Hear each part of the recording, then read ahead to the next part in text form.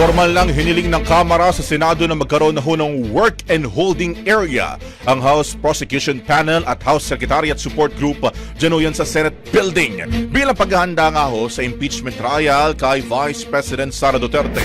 Yan po sa pamamagitan ng liham na ipinadala ni House Secretary General Reginald Velasco kay Senate President Chis Escudero kung saan hiniling ho nito na maghain at maglaan ng kwarto at espasyo para ho sa mga prosecutor ng Kamara at iba pang kasama sa team para ho sa panahon na ng paglilitis.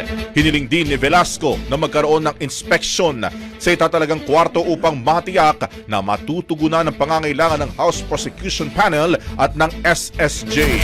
Inaasahan naman ng Kamara na mapagbibigyan ng Senado ang request para ho sa pag-usad ng proseso. Ang bahaging ito ay hatid sa atin ng Drive Max Coffee. Ligayang tuloy-tuloy!